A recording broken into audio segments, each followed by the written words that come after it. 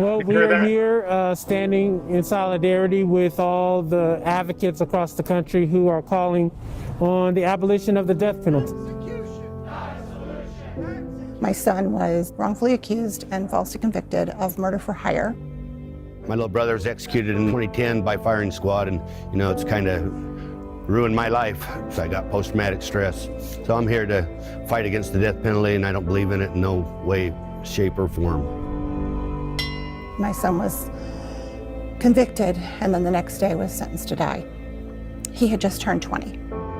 He's been in there 20 years now, a little over, and we're still fighting to get him home. When my younger brother Paul, he was approached by a man named Dennis Sutar, who stabbed him repeatedly, and my brother died shortly thereafter.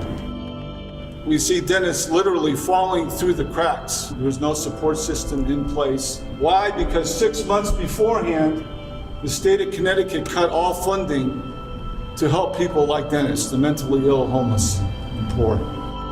Dr. King felt so passionately about the death penalty. He said, it's society's final assertion that we will not forgive. And the death penalty is, simply put, a legalized modern-day version of lynching. This country has been birthed out of imperialism, genocide, racism, and our posture as a country should be about humility and repentance. We're in a moment where we can see the end of the death penalty, and we can also see the spike that is coming. We're here today with our message, standing in solidarity as a people. This is what democracy looks like! Do not be complicit in the death penalty sponsored by the United States of America. The death penalty only creates more victims, more grieving families. We're here to abolish the death penalty and demolish the death house.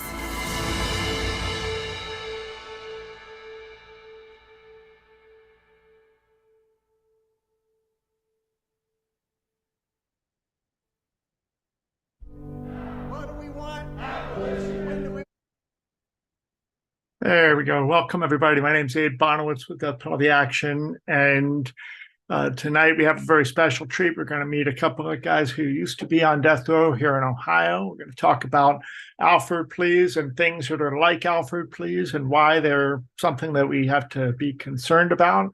I want to introduce, as I see him down below me, Charles Keith, who is the brother of Kevin Keith, who, if you were on death row long enough, you might have known Kevin Keith, but Charles is his brother, and he is also the Impacted Communities Liaison for Death Penalty Action. Charles, you want to say hello real quick? Hey, hello, everybody out there. And, listening to the death row survivors and guys that are fighting from the inside, and you see how they've educated themselves and how difficult it is for them to be able to get their paperwork into the courts. I just want them to know out here, when I did that fight, it consumed my life. So it's like every one of these guys is my brother.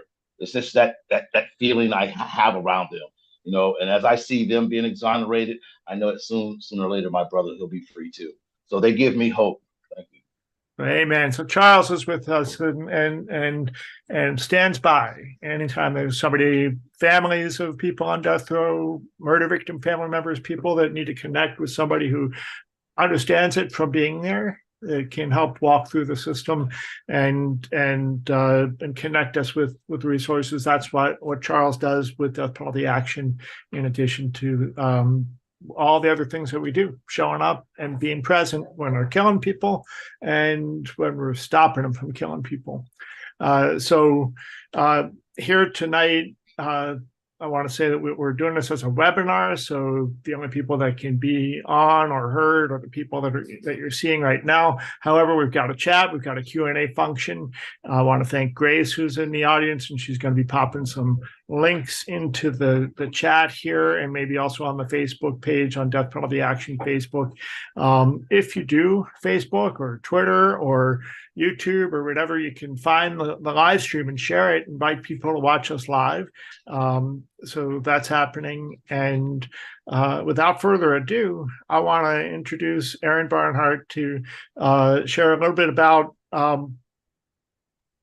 why we're here, and maybe explain about these kinds of pleas. And then we're going to meet Lamont and Ahmad and Debra and hear about how this issue touches us personally. But first, Erin, welcome. We've known each other for quite a while, and I'm grateful that you sent an email the other day and said, hey, can we do something? Yes, thank you, Abe.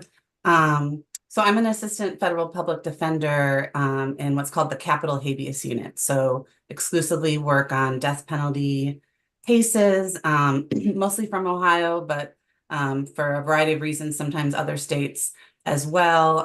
After things have concluded in state court, we file what's called the writ of habeas corpus in federal court. And by design, this process is not supposed to lead to relief for our clients, both on the law itself, the merits of the legal arguments, as well as all these kind of procedural traps and hurdles. It's designed to fail. And so that's a real uphill battle. I represented Lamont through his journey for almost 10 years. And in fact, after we obtained the evidence in federal court that ultimately led to him being granted a new trial, his conviction and sentence being vacated, we still couldn't do anything in federal court because of these rules. We had to turn around and go back into state court because the federal court can't really do anything until the state court has first had a shot at it. So just layers and layers of procedural hoops to jump through. But we did go back to state court, and the Hamilton County Prosecutor's Office ended up joining our motion for new trial and agreeing that Lamont's convictions for aggravated rape and murder should be vacated, and they were, along with his related death sentence. Unfortunately, however, they were still aggressively planning to retry Lamont with those same capital specifications. And this is after the coroner who testified at Lamont's trial changed her opinion when we showed her in federal court some evidence and some information that she hadn't been aware of when she testified. And this information that she hadn't considered before caused her to change her opinion on the cause of death in the case. In Lamont's case, a 3-year-old had fallen down a full flight of stairs and died from the ensuing injuries. But at trial, the state's expert said that these injuries couldn't have been from that accidental fall. They had to have been from abuse. But the coroner had not seen pictures of the staircase, hadn't gotten the full story about Lamont having heard the toddler running across the floor before falling. And when she saw some particular features of the staircase, she realized that they did correspond with the injuries she saw at autopsy. And so she said she was no longer calling it a homicide. She said the cause of death was undetermined because it was consistent with what Lamont had always said.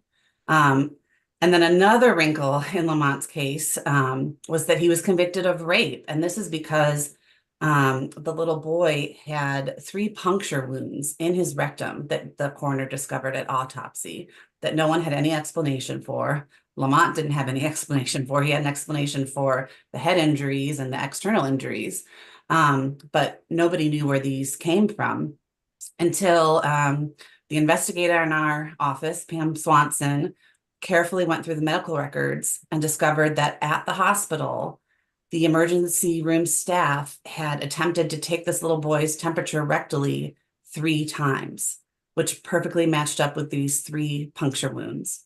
And so when we showed the coroner that, she said, this is the cause of it. I'm still saying that these wounds were inflicted intentionally, but not abusively. It was part of the medical treatment.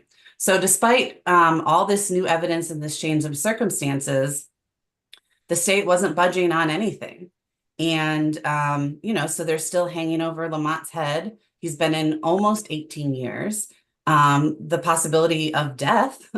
And not only that, the possibility of rotting away in the Hamilton County Jail for a year or more until they had their act together enough to try him. We did manage to get a bond set for him so he could be out, but that bond condition was really severe. It would have been house arrest 24/7. And one of the conditions was he wouldn't be allowed to be around children under the age of 18, which meant he has several grandchildren who he had never met before, and he wasn't going to be around them. So taking that all into account and the risk, and I think what his son said, listen, Dad, you know, all this was ever about was coming home, getting you home. It was never about money. And the reason money comes in is because unless you are totally acquitted or the charges are completely dismissed, you can't get any compensation for wrongful incarceration in Ohio. So Lamont knew by taking a plea to time served, he was going to walk out of the courthouse that day, a free man with nothing hanging over him, no probation, no parole, no nothing. But he knew he'd never be able to get a penny from the state of Ohio for that. But as his son said, this was never about money. This was about getting you home. And I think Lamont has never regretted that decision, even though it's, you know, it's created a hardship, and his, you know, family and his support network have rallied around him over the past 6 months to help him transition back into society. But that's one of the things the prosecutors can do. They can still threaten that, even when, you know, this evidence that they admit means that his trial was not fair and his convictions needed to be vacated comes out. They still hold all the cards, basically. Well, thank you for explaining that with Lamont's case. We're going to get to Lamont and meet Ahmad as well in a moment here. But could you just explain, because when I created the title for this, Alford Absurdities, you know, I knew that there are different ways that these things happen, but could you explain you know, what's different? What's an Alfred plea? What are the different things? And I also want to share that we put in the link in the chat here, a link to the Death Penalty Information Center's page. Just before you keep going, I'm going to show people this just quickly. This is the Death Penalty Information Center keeps the official list of exonerated people, and you know, and they consider people that have been exonerated to be where there's, you know, where they haven't pled guilty to anything. And so this is a secondary list, which could be a lot longer. This is not an exhaustive list, but they've got this too. And here you've got Lamont on here. You can read a bit about his case and find more information. Barry Jones got out earlier this year too. Johnny Gates in Georgia, Paul Hildwin. But then here's the one on Ahmad, who we're going to meet in a couple of minutes. And then while I'm here, I'm going to show you, this is the GoFundMe for Ahmad Issa. And we're going to meet him in a moment. Let me just refresh this and see if anybody else has chipped in here. Yep, we're up to $142. I just started a new one for Ahmad because we got a special need that he's got. And then and Grace is going to put the link to this and also to Lamont's, and we've put a few dollars on this today. Let's refresh this one. Yep. So I want to invite everybody as we're watching, if you haven't contributed yet, chip in using those links. And then also the important thing is that we share these. We'd let more people know, hey, I just met these guys, and you got to help them out if you can. Even $5 makes a difference. But also equally so is the share, because then more people can see. And the challenge is, you know, let me just say something about fundraising. You're not asking for anything. You're inviting people to help. And if you put it into that frame of mind, I'm inviting you to help like I did, or like I can't, but maybe you can. Just sharing on social media is great. What's even better is if you know somebody that you know has 5 or 15 or 50 or $500, and just call them and connect and say, hey, I can't believe these guys I just met. And I can send you the link to this Zoom, but I also want to share this opportunity to help them. That's all it is, an invitation to help. And the more of us that get on board and push this out there, the better these guys are going to be able to do. So with that, yeah, the difference between an Alfred plea and the other things, are never going to meet these guys. Sure. Thanks, Abe. And just to chime in on that, Lamont and I tell people this too. I mean, obviously, Lamont needs funds to support him. He hasn't been able to work because his knee was so bad. He's actually getting full knee replacement surgery next week. And hopefully after that, we'll have, some more options. But we've also been sort of doing a bit of a speaking tour at some law schools here in Ohio, also at a legal training.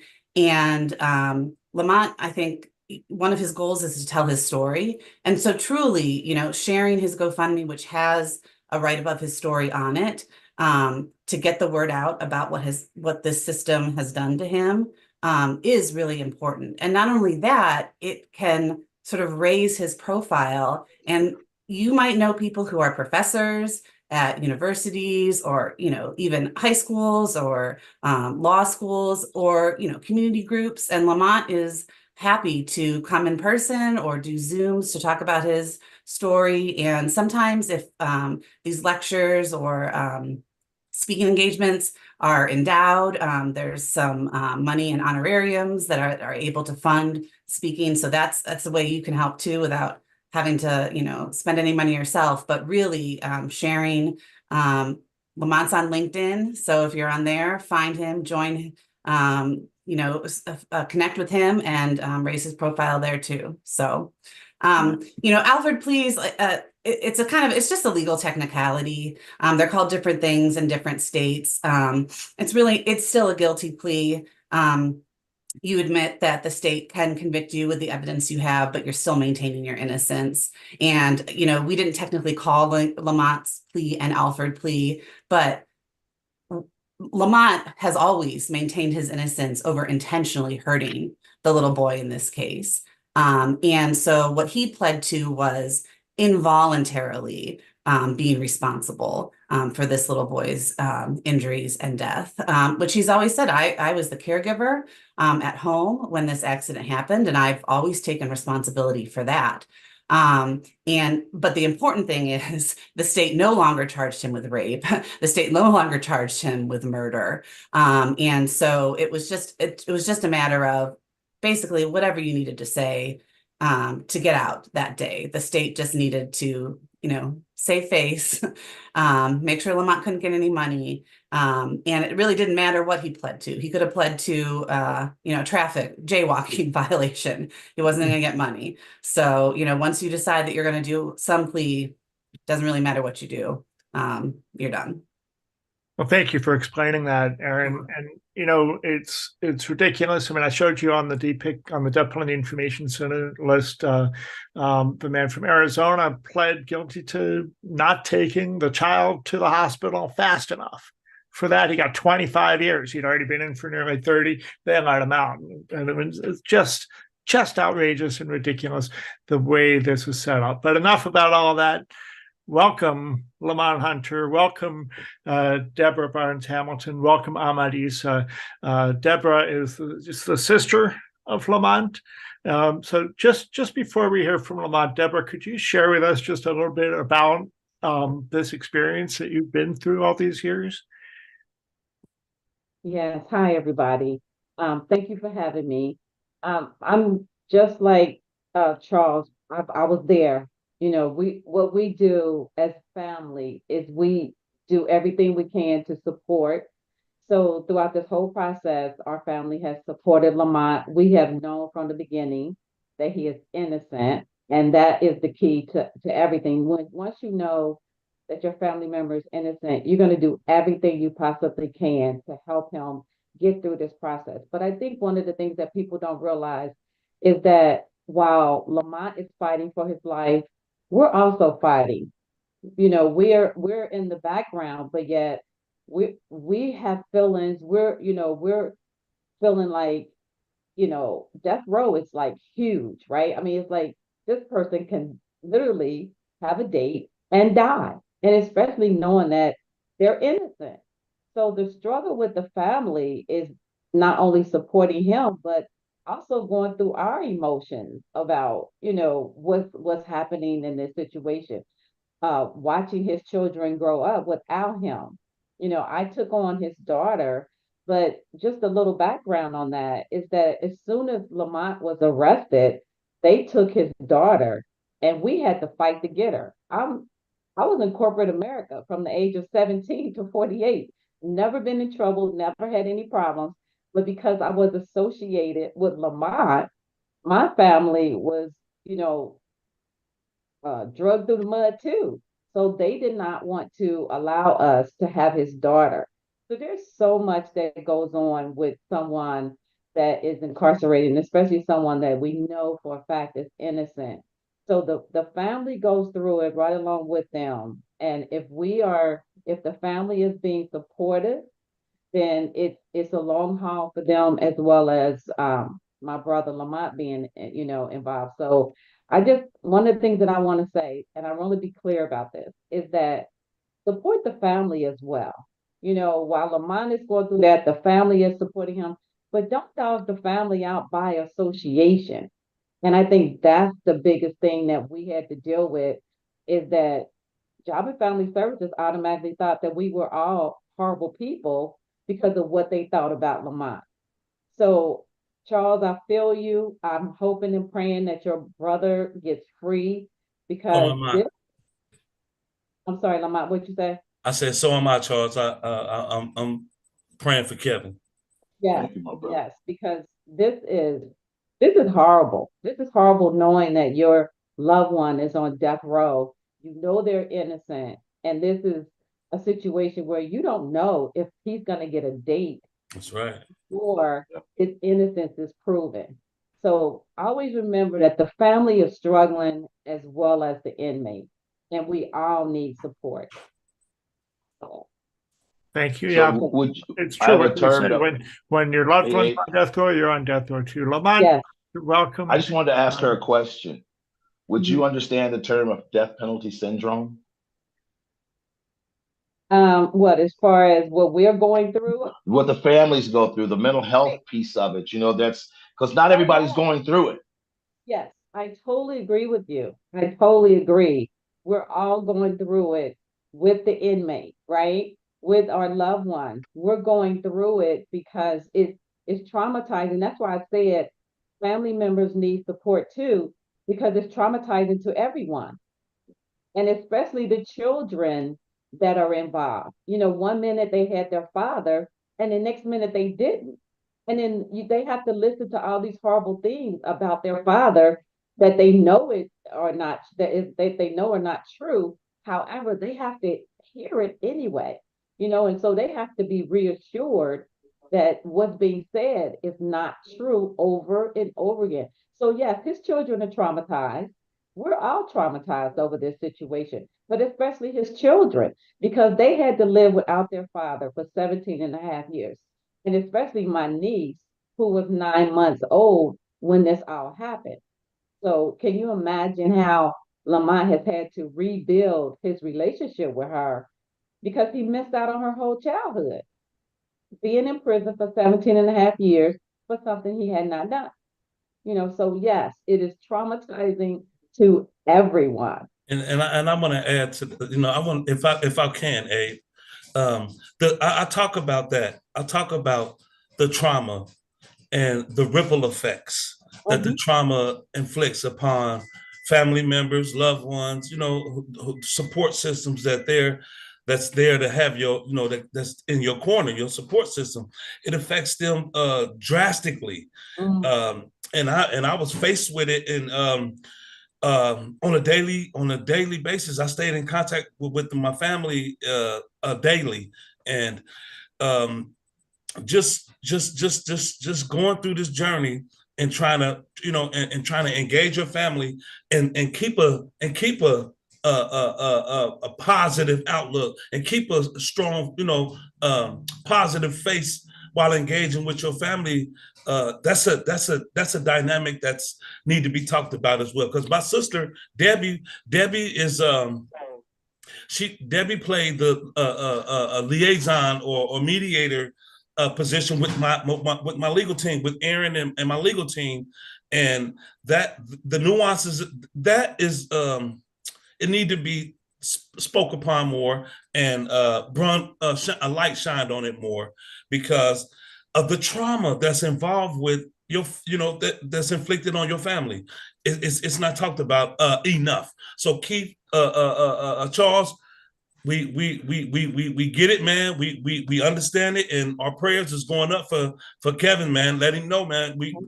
Prayers going up for him, man. And anything that we can help and do, I'm in a position where I'm asking for help, but I understand the support that's needed, and that for Keith while he's still in there, man. So I just wanted to speak on that for a minute.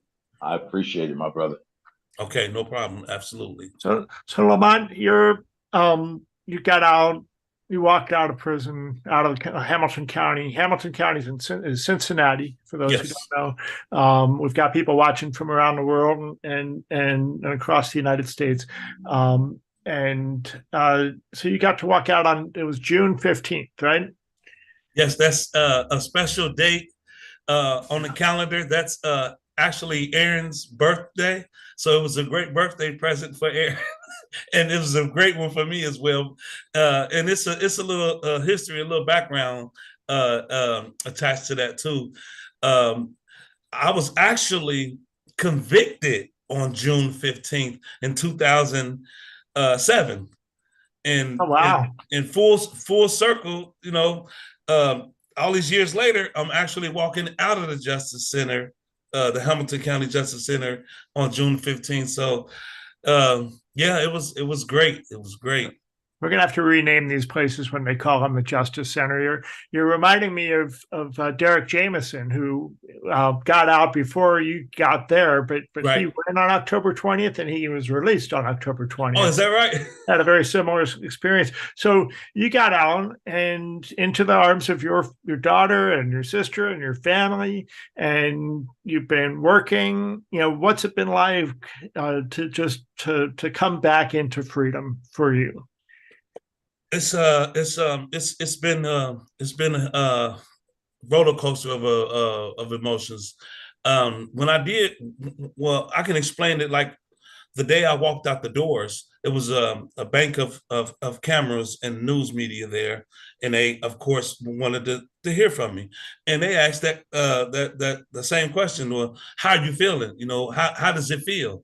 And it's still similar to that same day when I told them that, imagine all the feelings, all the emotions that you can conjure: anger, joy, happiness, sadness, all at once. It's just a plethora of emotions bombarding you. So you don't know which one to engage. So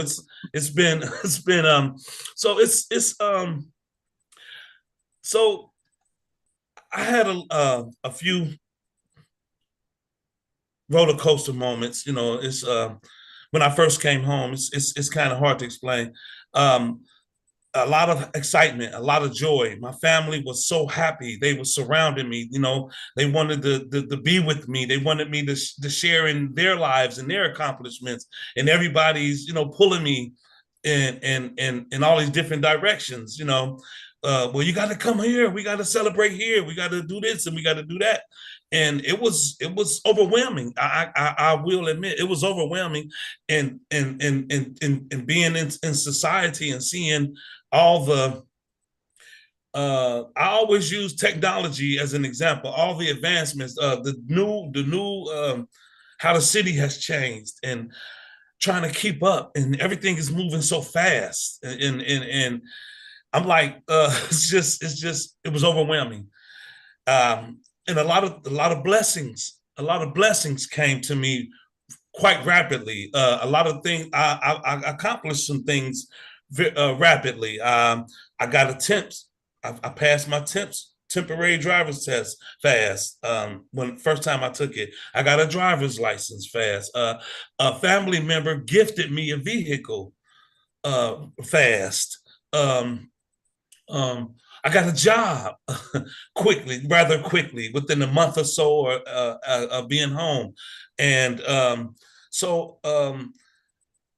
eventually an apartment came, which I'm in right now. Eventually I got an apartment, and all of this is going on so fast that when I get into my apartment, I'm able to close the door on the world now and sit quietly and gather my thoughts. And I'm like, shoot, it's a lot going on.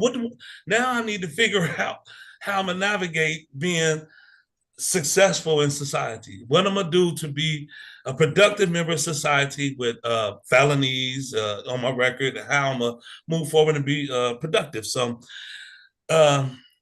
it's just been a whirlwind, and I've been enjoying a lot of peace lately. The holidays came, my children, engaging with my children. Oh my God, coming home to see my children as adults, as parents, to my grandchildren. That was like, it was it was overwhelming to see my children as parents. So I've been experiencing. Oh, my mother. Unfortunately, I lost my father while 6 years ago, while I was still incarcerated, and that was a very tough blow for me to take on death row. But my mother, fortunately, we still have her. She is amazing. Seeing her face light up for me, and telling me she's proud of me and she wants the best for me. Oh man, I can't. Oh man, it's been a lot. It's been hard though. It's not been all rainbows and unicorns. It's been rough. I had to quit my job. I had to step away from my job because of my knee is unfortunately I'm suffering from osteoarthritis in it, and it's bone on bone from an old injury. So I wasn't able to work anymore. So that's the need. That's the reason and the need for the GoFundMe, because I've been needing help paying rent, bills, electric stuff like that. But that's why I said it hasn't been easy. It's still struggles ahead, but I'm here. I'm at least able to have these problems instead of being stuck back there on death row. You're not in Chillicothe, that's for sure. Absolutely. Absolutely. So I want to bring there's so many things I want to say. There was a question. Somebody in the Q&A was asking if we could hear about your story, and I do want to ask you a question towards that, but I want to tell everybody. Let me just bring myself in here. I want to tell everybody that that's why we put the links. And if you go to the GoFundMe's, that's where you can get the whole story, and there are links to other things, and so you can get the whole story, because obviously we could be hearing about this for hours and still not tell it all. But right. Lamont, can you just share a piece of that, in that, what was going through your mind? If you can bring yourself back, and I'm sorry to ask you to do this, but bring yourself back to when you were convicted and then transported to, where was death row at the time? Was it still in Mansfield, or? No, it was in OSP, Ohio State. Okay, all the way up to Youngstown. Yeah. So what was it like, knowing you're innocent, knowing you've just been railroaded, being brought into the maximum security prison in Ohio? Man. So I sat in the county jail for 21 months, almost 2 years. So the majority of the time was trying to figure out death penalty. What's the death penalty? What is this? The law? What is mitigation? What is all of these things surrounding the death penalty that's been targeted towards me? So I didn't figure it out. I thought I had a somewhat understanding of it, in dealing with attorneys and being convicted. So I was in a haze. Once I was transported to Youngstown, I had heard a bunch of horror stories that people, talk about, that they didn't even know was true or not. They were talking about how death row was, what to be expecting, in the county jail, the rumors. But when I got there, I was still in a haze. I was in a haze trying to figure out what just happened to me. They really did this, and so I like we just talked about my family. I was fortunate enough to be born into a wonderful family. I hit the lottery. I say we are a family, we have our dysfunctions, but that support allowed me to navigate in the beginning and all the way through. But knowing that I had that, my children were taken care of. My mother, my father, my sister Debbie should get an award for the journey, the part of the journey she had to travel with me through this. And I don't say that lightly. I am serious because I leaned on her a lot. I mean, she was the backbone for me throughout all of this. That's why I'm so happy to bring her on to share her perspective. But I will get to my journey and how I felt coming to death row. Just battered, just battered. You know, I was bruised. I wasn't out for the count. I was just down. You know, and trying to get an understanding of what's the next step forward? How do I navigate this? The landscape. I've been in prison before. I know how to navigate prison before. I've done prison before. I'm not saying I was a saint or anything like that. I've been to prison before, so I know. But I've never heard of death row before, actually, until this happened to me. And then I'm trying to figure out how I'm gonna navigate this. It's killer. Everybody on death row is convicted, has been convicted of aggravated murder. Whether you're innocent or not, the fact remains is everybody here has been convicted of aggravated murder. So how am I going to navigate this? So I met, you know, I did what I did. I put one step. It was hard. Huh? It was hard. I said, I feel you. It was hard to navigate. Yes. I've been there. Let me just introduce Ahmad. Ahmad, can you turn your phone a little bit to the side there? And Ahmad, you two knew each other on death row. I met Issa. Family on death row. That's the first time you're talking to each other. Go ahead. So what's been happening, man? Nah, man. Hey, whew, it's been a. I know. I can only imagine. It's been a long journey. I know. I can only imagine you being released, Issa. You know, everybody I call Ahmad Issa because that's what we called him all the years I've known him. What I known you for 15 years, something like that. But yeah, but they had to kick me out of the country, so I didn't get a chance to see y'all. Yeah. But so it's okay, you know. I'm still struggling over here too because it's like I left this country for like 30 years now, and right. If you back to it, I don't know the country. I don't know much people in it, so that's why was most of my struggles, you know. Absolutely. But you know, I'm trying to make it with the help of my friends right there. Abe did the best that he can, you know, and he did like everything. You know, he's the only one really. Wow. So I really appreciate it. Yeah. But everybody's okay over there though. Before you left. Yeah. Everybody. Chuck, you hear about Chuck? Nah, what happened? He died. He did. He passed away. Cancer. Yeah, it's a few still. That was on the road that passed away since you left. Yeah, Davis. How's Brinkley? Brinkley, still Brinkley. Yeah. You know how you do. Yeah, with basketball. Yeah, LeBron James and the Lakers. You know how he do. He doing the same thing, man. Same thing. Ohio State, Michigan. Huh? Ohio State, Michigan. Exactly. Hey, Black. Yeah, Black McNeil. Yeah, Black. Yeah, Black and Wayne and Cal. They still stay in touch with me. They still call. I can't. Huh? That's good. I can't wait to tell them I talked to you. We did this. Yeah, absolutely. I want to hear about you, man. You how was it, Issa?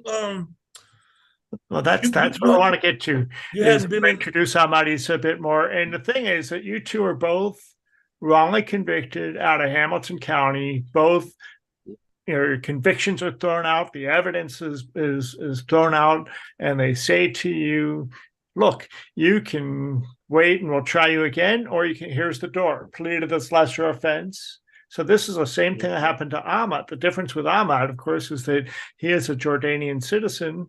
And You're Palestinian, right, Ahmad?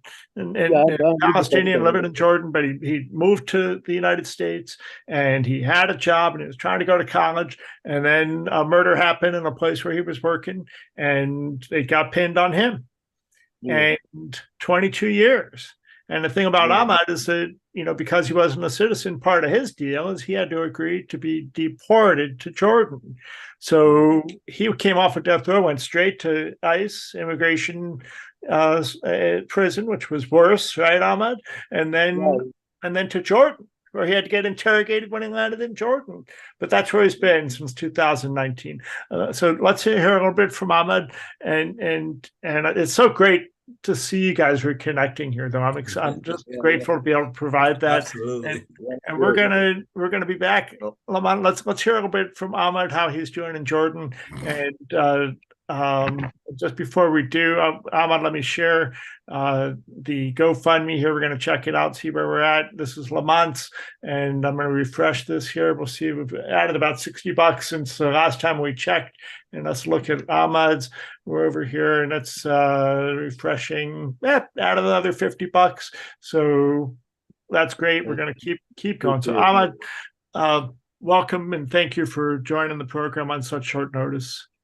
Thank you. First of all, I want to thank you, Abe, for extending this platform and allowing me to share my story. Your commitment to shedding light on important issues within the justice system is commendable, and that's something we can say a lot about. I'm grateful to the audience for lending their ears to hear a story like mine, fostering understanding, and advocating for positive change in the justice system, within the justice system. Now, for about my case, the over-reliances on hearsay evidence played a pivotal role in my trial. This flaw in the system, it cost me 22 years of my life. With this plus the court-appointed lawyer, which did not grasp the main ideas. I mean, they did not, because they have a lot of load on their cases. They have a death penalty case right about a few months before my trial, and they did not get to study my case, investigate my case. They did not get to do anything with that. So that plus. At the time of my trial, I didn't speak much English, so I didn't understand what's going on. I didn't get a chance to communicate with my attorneys or to understand what they tried to get or what they tried to do, because I didn't understand the language. So the language barrier was another issue. So the main thing was the hearsay issue. That's the only evidence they have against me. It's hearsay. It's somebody telling somebody that I'm involved in that crime. So the judge in Hamilton County, Judge Davis, went ahead and allowed this evidence to go in. They know in the federal court that they're not allowed to use hearsay evidence at all. So, man, I don't know what to say about that, but that's the only thing to say about my case is the hearsay evidence destroyed my life, and the Hamilton County justice system needs to be changed from the bottom up. So so you had to deal with just landing back in Jordan. You were able to stay with family for a while. We raised some money for you, a significant amount, but you came back to Jordan right at the start of the pandemic, and so getting a job was impossible. Just finding yourself in freedom, but with no resources, and really nobody was able to go and do anything for over a year before we started getting the vaccinations and all of that. So, so we're in a place now where you're still don't have good employment, still working to get by. That's why we've also got this GoFundMe for Ahmad. And then something else has happened now that we have to be concerned about on an emergency basis. Do you want to share a little bit about that, or do you want me to? No, I'm good. I'm now that over a few weeks ago, I heard that family member, because the victim's family was from Jordan also.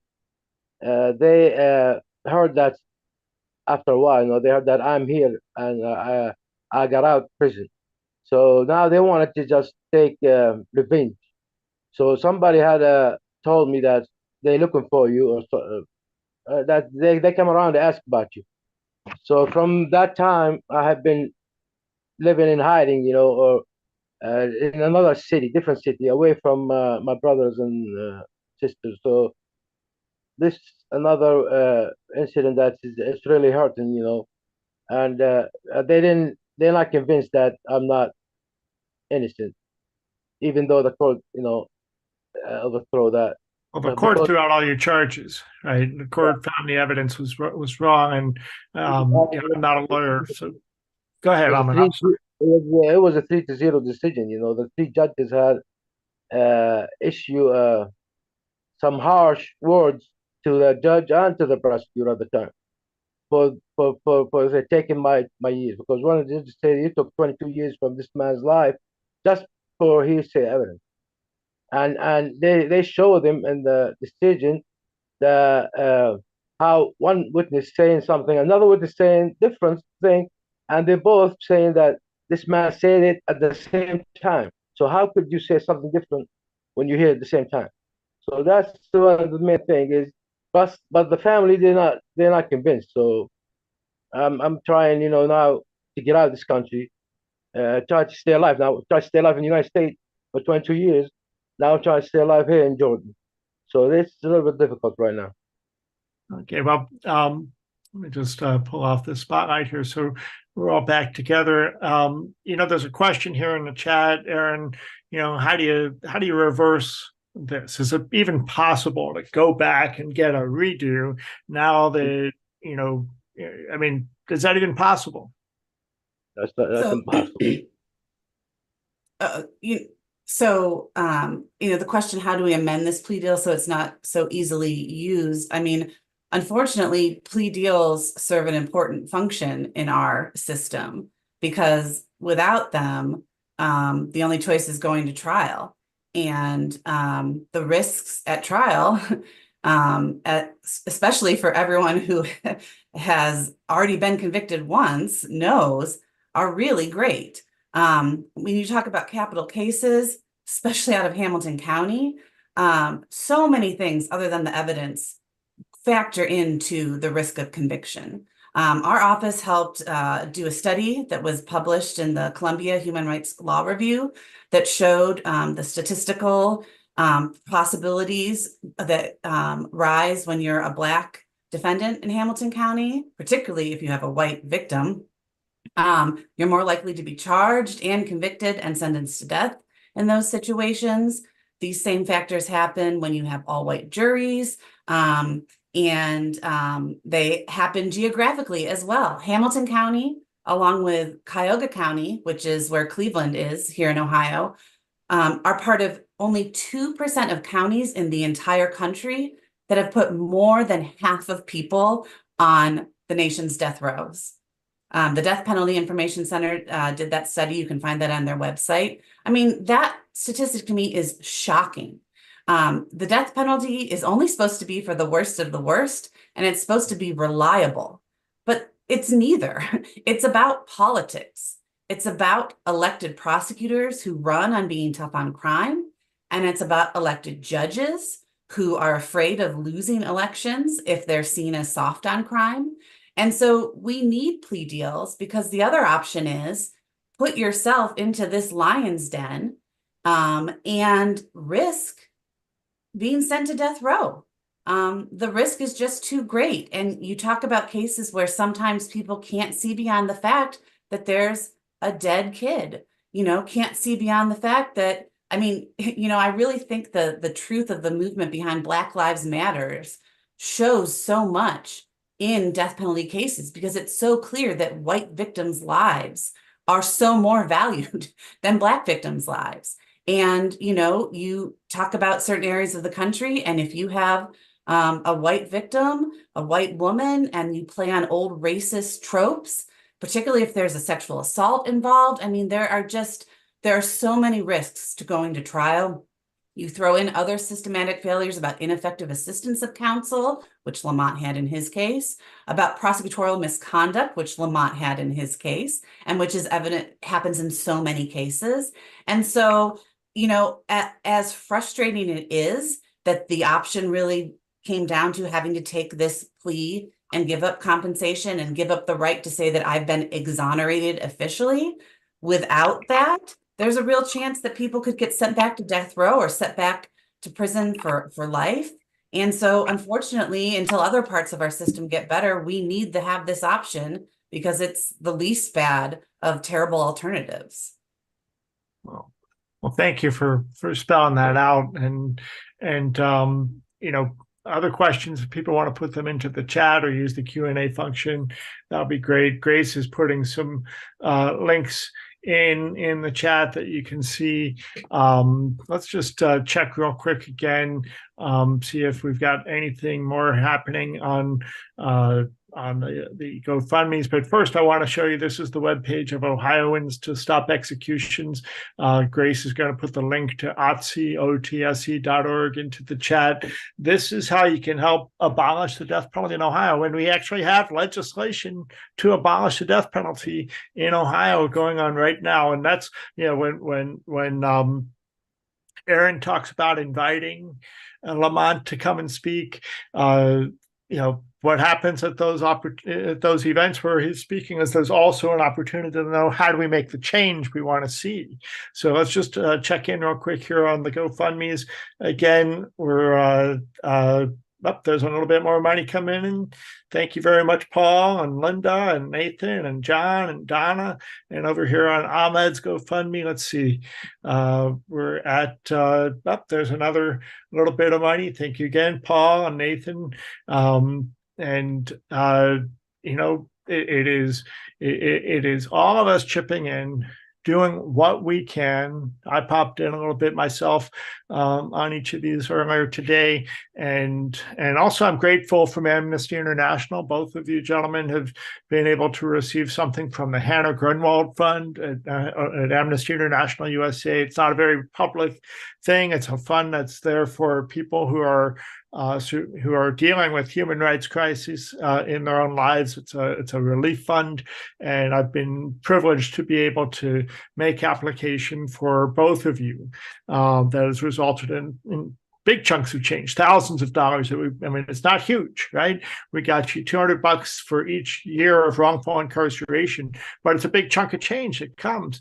And that's what we all need to be doing, is looking for, who do we know that if they were given the opportunity, the invitation to help, that they could, and they could do so at a significant level, right? Lamont's got $18,000 as a goal, but that's just a temporary goal, because when we hit $18,000, we got to jack it up again, or maybe start a new one to keep this going. Because, you know, Lamont, until somebody hits the lottery in your family, you're going to continue to have to pay the rent and buy gas and buy food and buy Christmas presents for your grandchildren and all of the things, right? Except that you've been robbed of the ability to have the same kind of life that most people have enjoyed without having spent, you know, been robbed of 15 years of 18 years of incarceration for you, 22 for Ahmad, plus all that goes on afterwards, right? Absolutely. So again, it's back to each of us. So, you know, when I was working, I was in a part of a farm worker movement out in California for a little while, and we did a big long march, and they had a saying that we shared, is "Cada trabajador es un organizador." Every worker is an organizer. And what that means is that every single one of us that is watching this today, you could be pushing this out too. Okay, don't be afraid, because there's no shame in inviting other people to help. That's all it is, whether you're helping Death Penalty Action or Ohioans to Stop Executions or the local homeless shelter or your church or synagogue or whatever it is. it's just an invitation. Most people are going to say no, but you never know who's going to say yes. But if you don't give them that opportunity, you're robbing them of that opportunity. And that's the key thing that we have to understand about fundraising. It's not getting on people's case to give money. It's inviting people to help.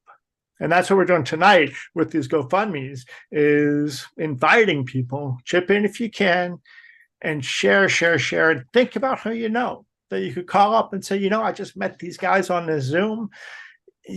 Can you help? Because I'm helping, and I want to invite you to help too. That's all. That's the language, right? So please, if you haven't yet, chip in and then share, because that's what it's all about. And keep going, because it's not just tonight and it's not just this week. These guys have ongoing needs.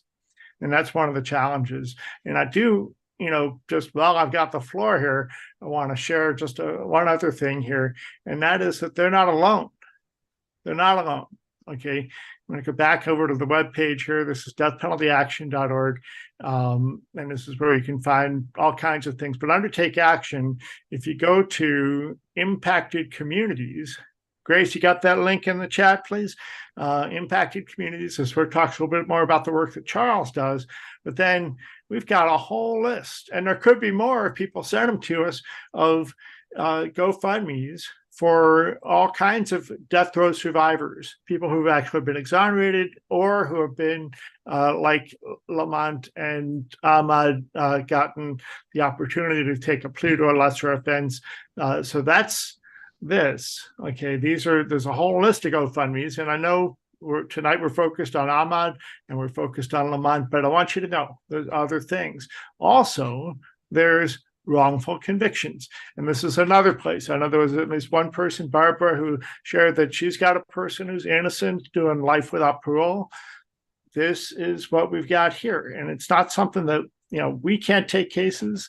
We focus on the upcoming executions, but you can say, look, at these are all people that are in prison, and there's a way to add to this list, right?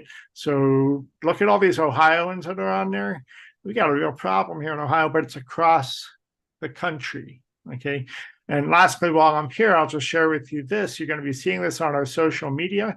This is going to be, we just started this yesterday, but across the next couple of weeks, every day we're posting more things just like this. These are all people that have campaigns, and they're all people that claim to be innocent. They have strong innocence claims.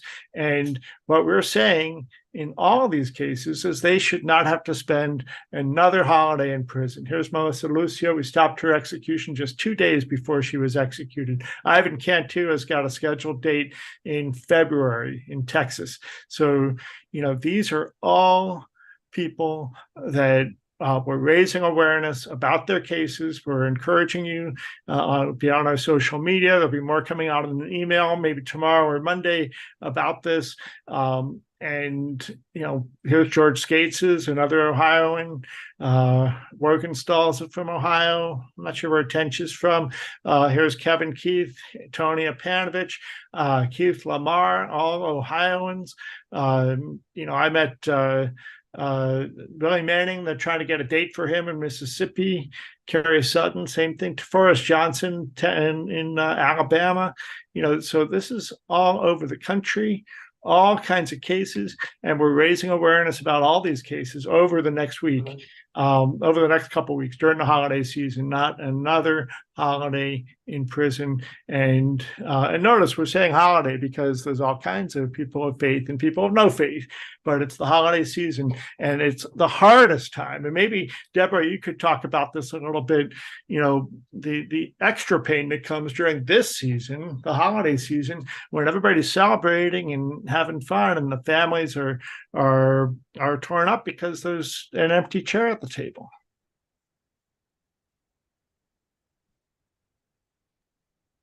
I don't personally celebrate holidays. However, my family does. And it has been very difficult for my family members to, want to have family, because normally, like Thanksgiving, Christmas, those are like the big events that people have when their loved ones get together, right? So with Lamont not being there, that is, like you said, an empty chair. You know, Lamont was like, uh, I'm just gonna say it. Lamont was like the favorite son, right? And for him to not be there is truly it was It a was. huge void because Lamont always, cared about everybody. He was always happy and funny, and everybody loved Lamont, right? And so there is a huge void. However, to me, it doesn't matter whether it's the holidays; it's every day.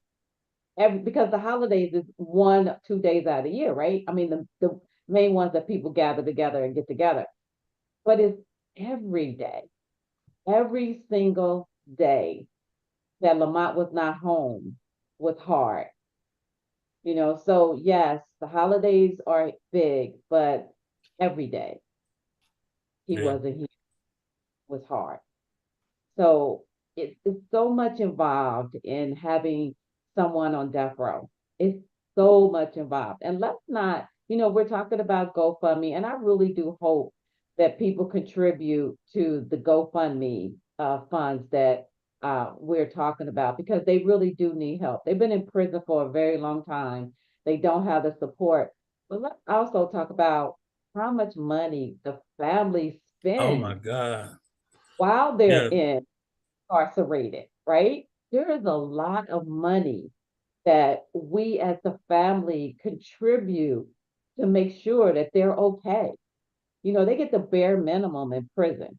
That's So right. when if you really care about your family member and, you're going to scrape up something for them to have something in prison. Because even though they're in prison, we don't want them to feel like they have no support. So whether it's emotional or financial, and even physically, let's not forget about how often you go visit your loved ones, right? So some people, around the holidays might not even be able to go see their loved ones, So there's so many dynamics to having someone on death row. Yeah. But the biggest issue to me personally is for Lamont to not be here. And I'm so grateful and thankful that he is here now. But to know that he wasn't here on a daily basis, to me, that's what's important is that he wasn't here, but now he's here. And I'm so grateful to Jehovah God that my brother is out of prison. He is here, and it means everything to us. So all the sacrifices that we went through for him to finally be here, if I would go through those sacrifices again. It was a lot Well, of I'm glad to see sacrifice you too. too. It was a lot of sacrifice too, especially on like I said, my sister Debbie, she just called me the favorite son, right? Well, she's the big sister. She's the mother de facto. She's our mother when our mother's not around. Right. And she took on a lot. She sacrificed a lot, and personally in her life for me throughout this journey. More so than my other siblings. And I'm not comparing, but she sacrificed the most in her life for to make sure I was okay and just support me and just to support the family dynamic. And it helped a lot. But you still just like you talked, Abe, you just talked about the season, the holiday season. Sometimes, and I'm just being honest here, sometimes I dreaded the holiday seasons because I knew it was another season that we had to suffer my absence, and I didn't want that for my family. And, especially, of course, not me, but I just didn't want that for my family. I got to call home.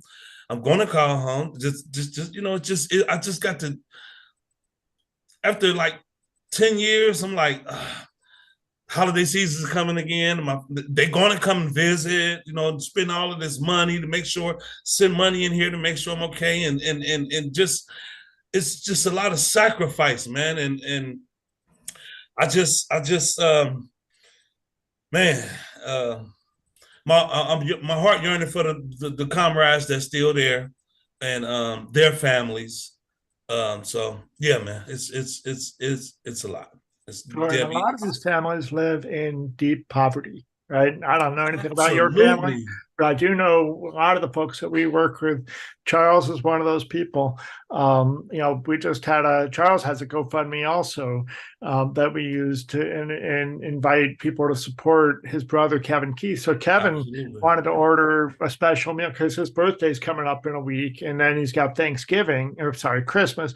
So he had to order a special meal to celebrate his birthday a month ago, well, a month in advance rather. So he needed to get the money in advance. So we put out that GoFundMe for Charles and his brother a little while ago and raised enough money to be able to send in so that Kevin could have the special meal he wanted to have, but also buy some stuff for some of his friends and for his family.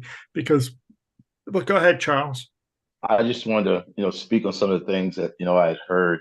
I've been doing this for 31 years. It has totally consumed my life. I'm 65 now, so it's not a future that I'm looking forward to. Wow. But what I do understand is life on the outside, and that's the fight from the family. And I think that is one of the biggest pieces that's pulled away from the death penalty piece. You have the inmate, the conviction, you're so surrounded by the execution, whether you get executed, you don't, the exoneration, but they're missing that point where you're killing of the family, And Debra, usually when you're that lead person or that spokesperson of the family, you're doing life on the outside because there's nothing else that can enter into your life. There's nothing else that can even enter into your mind. I mean, you're a madman. You're an assassin. You're there. You have to figure out a way to assassinate the criminal justice and still show the world out there that your family member's alive. Because my brother says, Chuck, when you step on death row, he said, man, you just died. Everybody out there thinks you're dead. When you get exonerated, you come back. He said, that's a ghost. He said, that's rare. It's not supposed to happen. And I says, well, I'll tell you what, I'm going to fight my ass off. I'm going to make sure that everybody gets to see your ghost. Yeah, So, we never my hat's stop. off to the exonerees. That's right. Yeah, we never stop. That's the one thing, like Ahmad was saying, we have a very dysfunctional family, right? However, we were there, like we were there supporting him, whatever little money we could come up with. And Lamont has bankrupted me, okay? Yeah. And I'm not laughing. It's not funny. It's she literally, I mean, she raised my baby girl, man. She took a lot of responsibility on like full frontal sacrifice for my child, and I'm forever humbled, and I have no way of I could never repay my sister. You're not supposed to. For the sacrifices that she has made to me. My repayment to her is to just continue my you're alive. Exactly. Take advantage of my second chance at life. Yes. Take advantage of my second chance at life. That's the key. Like I said, it was hard. This whole journey is very hard. It's very hard for the family. I really feel for you, Charles. I really do. Yeah, so do I. It was a struggle, and we know what that struggle looks like. Yes. And, I raised my niece for 9 years. I had to pay for a lawyer. Now, keep in mind, this is the difficult part for me that I never got over, is that they arrested my brother. We had to fight to get my niece. However, because they asked me, they were about to hand us my niece after they arrested my brother, because his ex-girlfriend also was going to go to jail. So her children were taken away from her. She did go. Yeah, she did go to jail. However, just because they asked me the question, do I believe my brother is innocent? And I said, yes. That's right. That's when they refused to give her to us. So we had to fight for 9 months to get her, even though there was no rhyme or reason why we couldn't have her. But it was only because I said I did not believe my brother was guilty that they decided that we should not have her. Now, I already told y'all, never been in trouble, was in the corporate world for years, and yet I wasn't good enough. I wasn't good enough to get my niece. However, she went to foster care. And keep in mind, by the time that I got her, she had abandonment issues. She had sensory issues. She had ADHD. This child had went through the ringer because they refused to give her to family who wanted her. We wanted her. She was used to us. And they refused to give her to us because I said I did not think my brother was guilty. I mean, it's just craziness that goes on in this system that we rely on, but it doesn't work for us. They were trying to destroy the love in your family. Absolutely. I want to I want to touch on that a little bit too, about victim services afforded to the families of the victims. When you're wrongfully convicted, I would consider you a victim of the judicial system as well. So it's been documentation supporting the fact that even from a victim's perspective, if the person is guilty or not, if the family don't support the state's agenda for execution or whatever, then they get cut off from victim services support as well. If you're not going along with their agenda and whatever narrative that they want in the media or in the universe, then you are considered an enemy to them. And that and you know, so where's the justice in that? You know, there's no justice, and you know, and even once I was able to get her, I still had to fight for everything that I was entitled to with Job and Family Services. And they treated us like we were guilty throughout everything, but yet they allowed the other foster parents to do what they wanted to do. But we had all these things that we had to do before qualifications and all these conditions before we could get her. We are her family. We're the ones who had been around her from the moment she was born. Like I fell in love with her the moment she was born. and the irony of this whole situation is I winded up with her. You know, it was not in my plan. Right. You guys were guilty. You were guilty by blood. Yeah. Yeah. They were destroying the blood. Absolutely. I agree with you. So that's why I'm saying when it comes to the death penalty, we're all guilty. That's how they see us. You know, from Lamont being for them saying Lamont's guilty, that it trickled down to the family. Like we were all guilty. And none of us was even there. But we were treated like we were guilty by association of Lamont. So it's a lot that happens to not only the person who's on death row, but there's a lot that happens within the family. And I have to say this, and I'm going to give Erin kudos to the day I died. Erin has been amazing throughout this process. She is not Lamont's lawyer. She is our friend. Erin is our friend. Erin has become the lawyer that every person should want because she has supported Lamont. She has supported us. She has been the person that comes to us and tells us everything we needed to know. And she told us in layman terms for us to understand so that I was able to relay that information to my family to help, it was to help us to understand all the processes that were taking place throughout this journey. So Erin is the best lawyer ever. She is our friend. We love her. We love her to death. Because she's got another exoneration coming up too. Yep. I'm telling you, Erin is the lawyer. Erin is because Erin not only is going to advocate, but she's going to fight for you. She's going to help you. She's going to help the family. She's like right there in the trenches with all of us. So without Erin, I don't know what would have happened. And then to see how she has just embraced Lamont since he's been out and supporting him throughout this whole process. It's just been amazing. I mean, I never thought that a lawyer would treat someone like she treats my brother. It's like, hey, we get jealous. Erin is just taking over. I am just so happy. I am very happy that Erin was Lamont's lawyer and is. She's not a lawyer anymore to us. She's our friend. Lawyer, she's become our family member. Absolutely. Okay?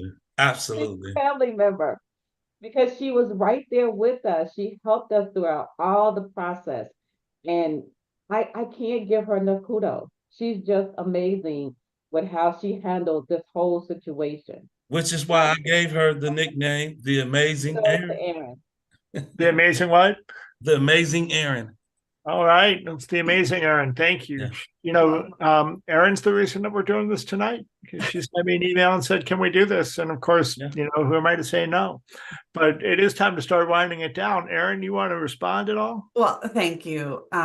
First of all, in any death penalty case, there's a whole team that works on it. So I do want to say, you know, I had primary contact with Lamont's family, but I mentioned Pam Swanson. She also helped keep Lamont in line. That's right. She and Debbie conspired and did what they needed to do to tell Lamont, you stop bothering Erin and let her do it the right way. She knows how to do it.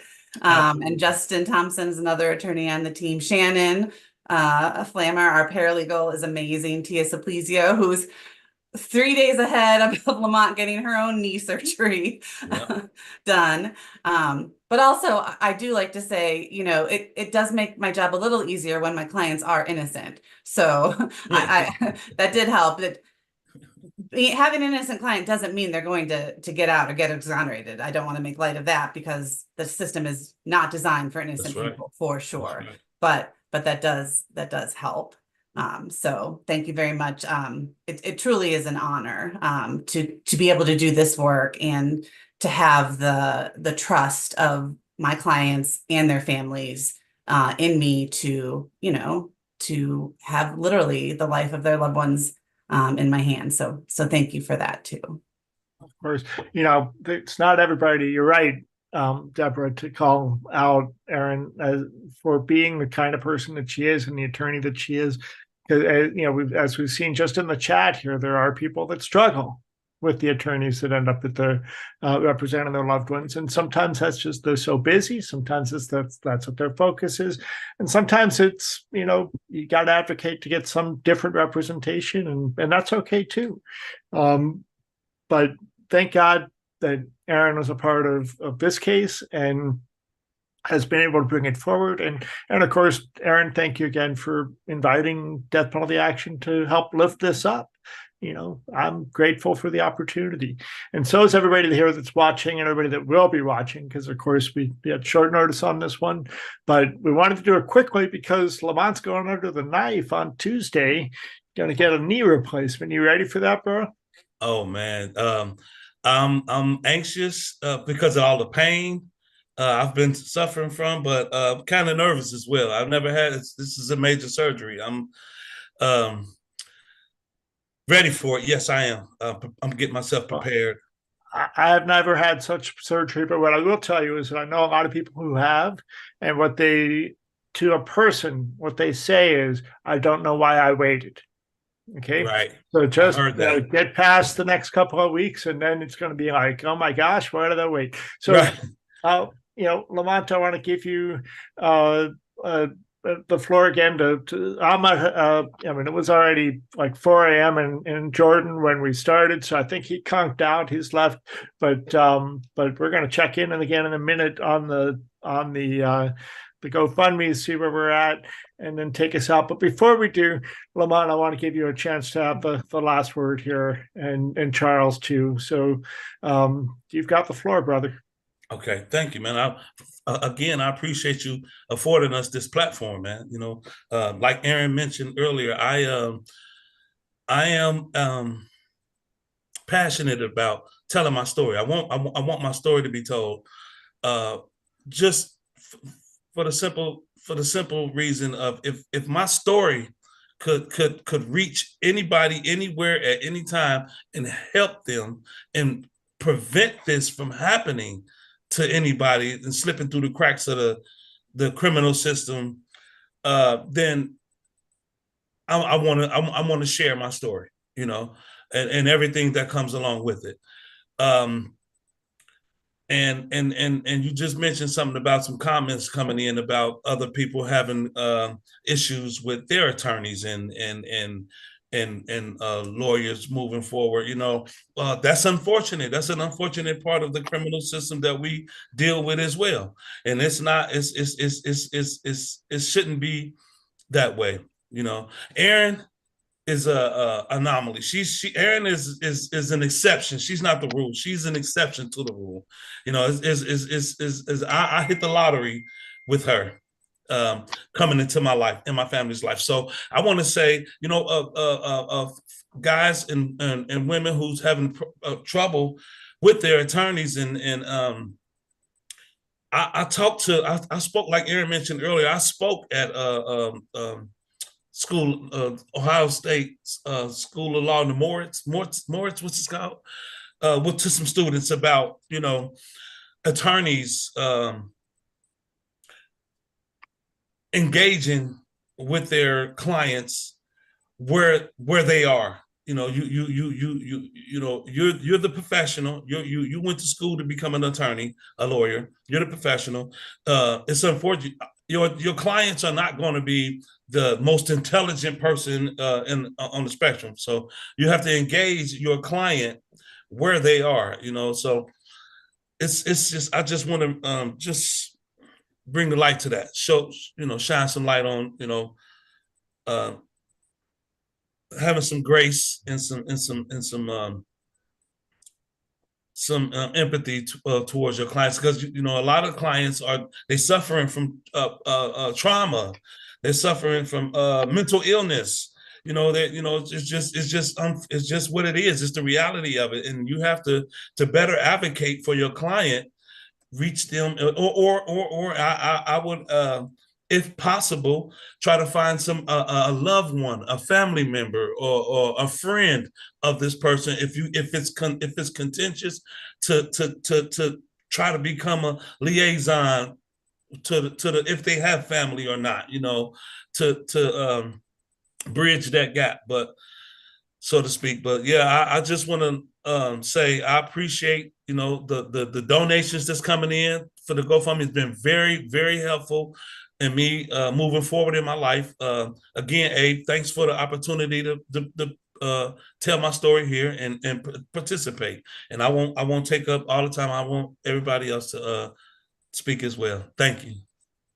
Well, we're grateful for you making the time, and we're grateful for the opportunity to help. That's all we want to do, is help.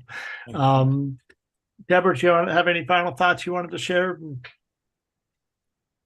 I wanted to, you know, based on what Lamont was saying about talking to other lawyers, one of the things that I want to say is, just like Lamont was saying, if you're struggling with the inmate, find a family member, find, you know, someone that could, you know, help out with explaining things or calming down the inmate, because there were times I had to get on Lamont's case, tell Lamont to, you know, stop being who he is and be nice to Erin.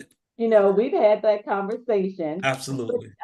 But the other piece to it is, I really appreciated the way Erin and company, because I have to include everybody else, Erin, you're right, how her team was willing to take the time to talk to us. You know, like literally come to my mom's house and talk to us and tell us what was happening. So the lawyers that are out there that are doing their job, it's the inmate that you need to be definitely making sure that they're okay. But you also need to be talking to the family members and helping, because in the process of you talking to the family about the situation, you're also helping your client, because the family can talk with the inmate or the client to help them through this process, because there's a lot of stress I mean, they're on death row. So there's a lot of stress that they go through, and so we as the family has to make sure that we are, strong enough and able to have the conversation with them to help them through their stress. Lamont is dealing with PTSD. I think we all are, honestly, about this Absolutely. whole process. But Lamont is dealing with PTSD because of what he went through. So when you think about your client, you also need to think about the family and how you can incorporate the family in helping the client.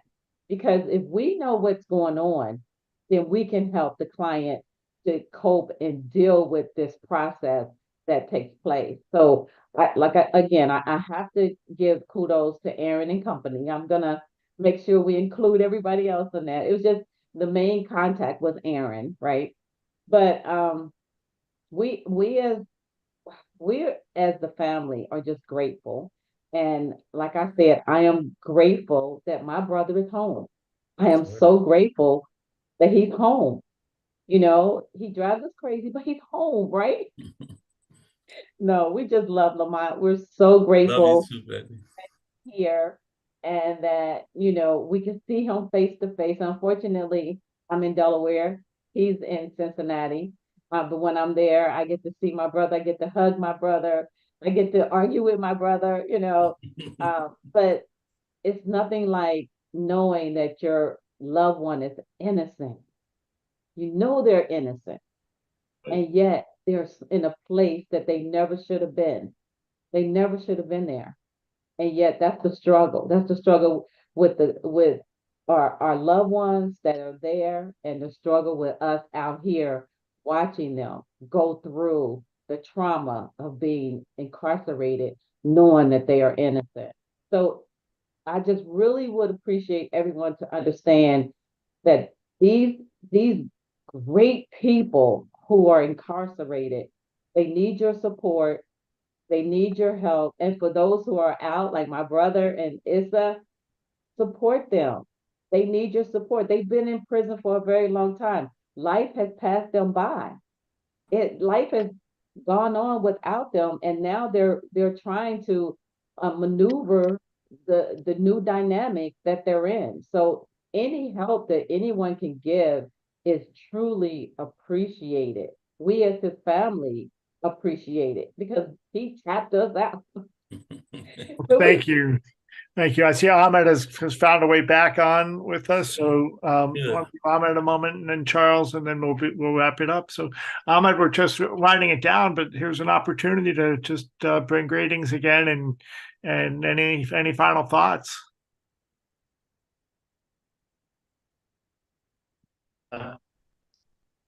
I just want to say that all the people that have donated and all the people that is listening, it's really been difficult living in a country that you don't know nothing about.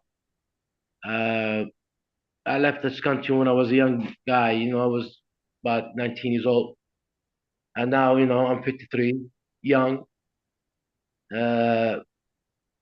I don't know much people in here, and most of the guys that's alive at this time, I never knew. So I'm trying to get to know my game, but after what happened, I didn't get to see them a lot, and I'm trying, trying to save my life. Really, but I fought in the United States to save my life.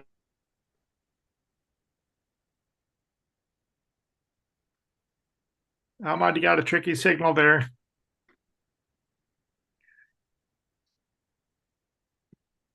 All right, well, we've lost Ahmad there. But Charles, final thoughts? Yeah, I never knew or saw what corruption looks like. And I noticed that that's a word that they don't like to use in the criminal justice system because it points at a particular side of the system. But after doing the investigation of my brother's case, and I mean, it took me forever and a day to start sorting out and finding things to prove his innocence. And then I say, oh my God, I found enough evidence, enough information to make a podcast, an 8-episode podcast Now, I didn't say an hour or I found a sheet of paper. I found enough evidence and information to create a podcast. Now, that's a long time. That's a lot of information. And that's why I don't understand why my brother is still incarcerated. That's a lot of information. They never had any evidence on him, nothing at all. And had I not went out there and done that investigation, they were surely going to kill my brother. And I knew that for a fact, because how did I find all that stuff? And they didn't have it out there. They should have shown all that. All that stuff should have been given to the attorney. Everything should have been exposed. Why did it take Charles Keith to go out there and find all that stuff and bring it back and show it to the people? And that's why I always tell people I wasn't educated by Ohio State. I was educated by the state of Ohio. Thank you. Ahmad, we lost you for a minute. Can we hear you now? Annabelle. Yeah, I hear you. Yeah. What I was trying to say, I appreciate people that will donate to help me just get through these times and help me to get away from this country right now, because it's really been threatening to me. What does that mean? So I'm appreciated, and I hope that everybody that really understand what I'm going through and donate to help me. I didn't push nothing. I just did that. Okay. Well, thank you, Ahmad. Thank you, everybody. Don't go away, but I'm going to just show you a couple more things. We're going to check in here on the GoFundMes just as a last time here. Let's see, here's where we are with Lamont's, and we've added another $50. So every little bit, going to keep going. By the way, obviously on the GoFundMe, you can see some of the news coverage that happened in his case when he got out.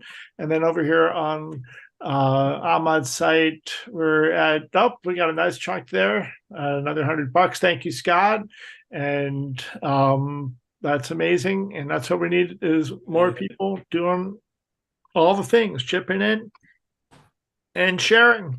So finally, over here on the Death Penalty Action site, again, that's where you go to sign the petitions and learn more, and of course chip in to help us do our work. And if you get over to, we got to put this back on the front page, but this is where you can find more of these kinds of personal stories. If you go to action and campaign, take action, campaigns and projects, and then down to the film series, which is right here, Death Penalty Action, Death Penalty Film Series. And then you click on that button. There, we got to change that too, because it's all paid for. Although if we have more money, we'll do more of these.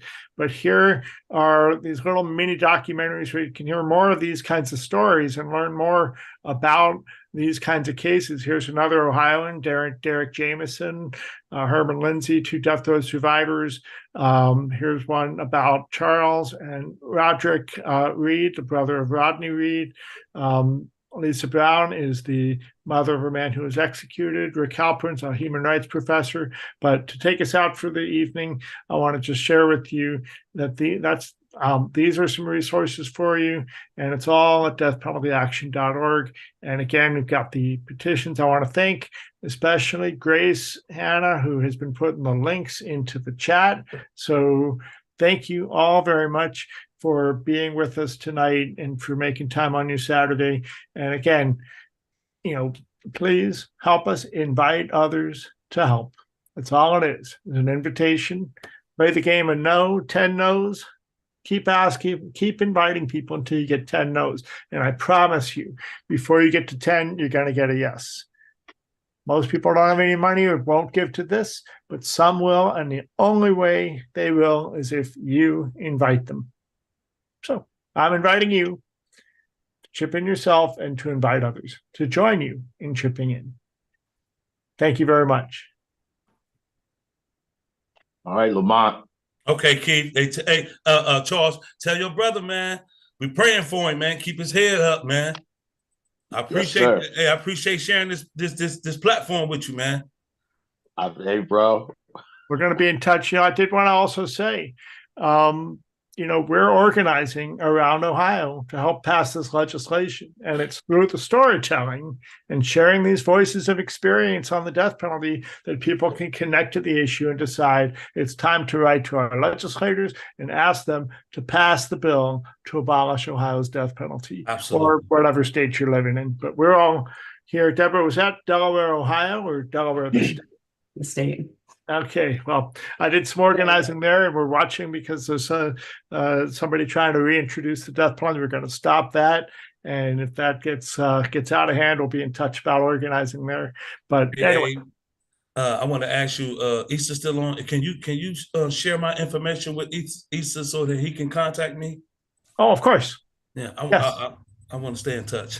Okay, but you know what? I don't have your information, so Erin's got to send it to me, and we'll get it all figured out. So, okay. Everybody have a good night. Thank you. And then just to close us out, I'm going to share one of these little videos, and I want to feel free to stay on and watch, and otherwise make it a great night. Love you, Debbie. Love you, Lamont. Thank you, Erin. Take care, Mr. Keith. Keep fighting for your brother. Absolutely. Yeah, keep fighting for your brother. Thank you, guys. God bless you. God bless you too, man. And God bless you as a family. Thank you. So appreciate it.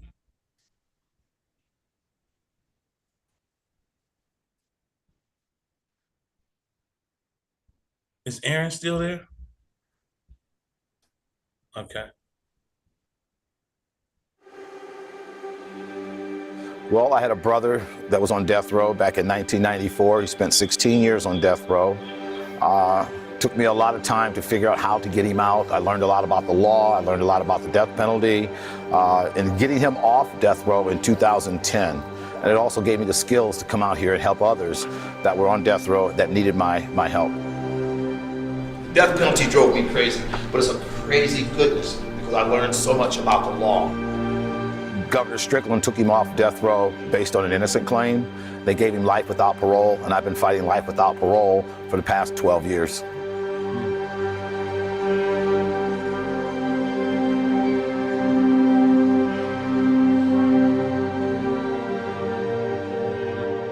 Without a father, I was obligated. I mean, I got pushed into it. I never even thought about being a father figure because I was always a big brother. And now coming through something like this, I had to be more than a big brother. I had to actually go out and fight like this was my kid. And I lacked knowledge and awareness about the death penalty, so I started studying law books. I said, I got to read the same books that the lawyers are reading so I can understand the language, the lingo, what's going on, and I have to prepare myself for this long haul of fighting the death penalty. And I tell people I wasn't educated by Ohio State. I was educated by the state of Ohio. There's no rules in this game, and there's no manual that you can go how to fight the death penalty. We don't get that as laymen, so to speak. Lawyers may get it, but we don't. So we have to learn to fight in such a different way.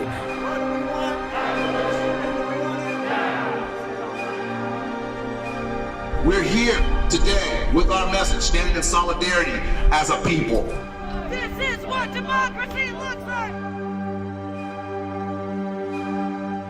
This is about my 5th time coming down here, and each time there has been an execution. It's painful each time because you know you're taking of a life, and that person has family.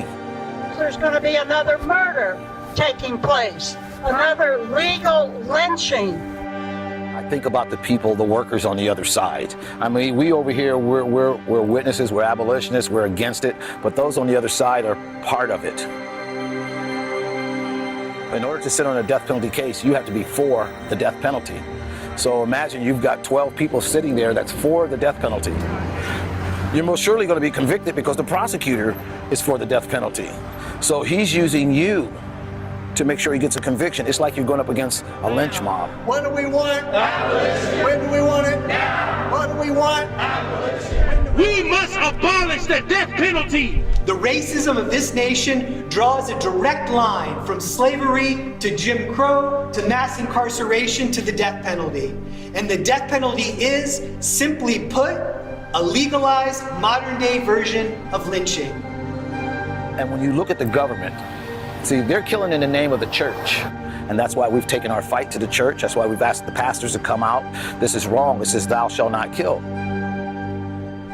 Indeed, the death penalty can only be abolished when the bloodthirsty among us, the church, lose our addiction to death and murder.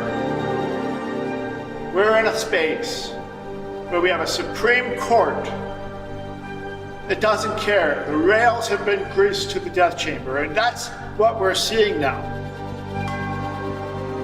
We must not allow this wicked system to shed any more blood in our names. God gave us life. It's sacred. How can you take away anybody's life when you would not want that to happen to you also? Are you fatigued by any of this? Yes, I'm beat down. You know, I started this at the age of 34. I'm 64 now. And, you know, so many things have happened, but they didn't think it was going to get this far, this deep. They don't think families, poor families such as myself, the Reeds, the Joneses, and those folks, they don't think we're going to come out and fight. How could we? How would we know how? They all deserve life. You're trying to save a person's life. It's a lot different than, you know, you see a person in a car or you see him drowning. You got opportunity. I told my brother I would never, you know, abandon him.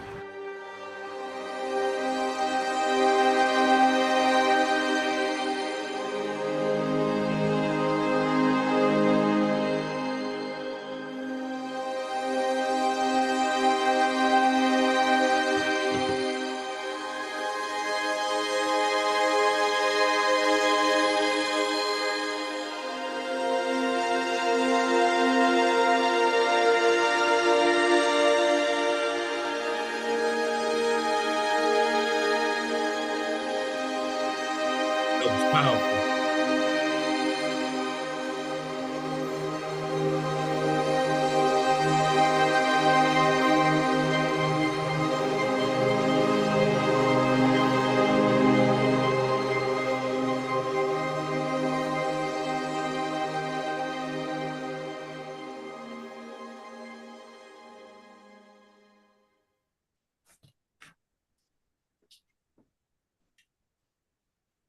Just